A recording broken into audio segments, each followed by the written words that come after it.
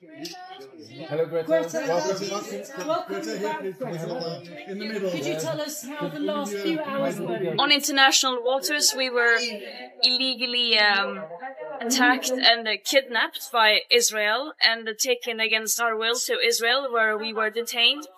And then some of us deported, some are still there. There are very big uncertainties because it was quite chaotic and uncertain, so I don't really know what's going on. I haven't had a phone for many days. I don't know if disappointed is the right word. This is a continued violation. This is yet another international a violation of international rights, adding to the list of countless of such, especially towards Palestinians, that Israel are committing by blocking and preventing humanitarian aid from entering Gaza.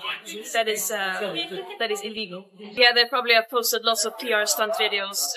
As I said, I have not seen anything, but they did an illegal act by kidnapping us on international waters and against our will, bringing us to Israel, keeping us in the bottom of the boat, not letting us getting out, and so on. But that is not the real story here. The real story is that there's a genocide going on in Gaza and a systematic starvation following the siege and blockade now, which is leading to food, medicine, water that are desperately needed to get into Gaza is prevented from doing so. But of course, there are many attempts like this mission, both by sea and land, to break that siege and open up a humanitarian corridor. Yeah, I'm very worried about them. We heard many different messages pointing towards that they would not make it easy. And there were troubles with being able to see lawyers. So I'm very much calling for their immediate release and calling for everyone we can to mobilize to their governments and other ways to demand their immediate release.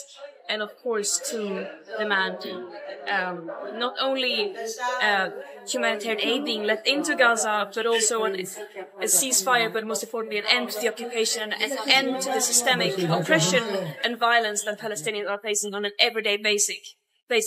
And stepped onto that boat knowing what risks we would take. When there's even a risk of genocide happening, we have a duty to prevent that from happening. And right now we are so far gone beyond that stage. It is, there are no words to describe the betrayal that is happening every day by our own governments.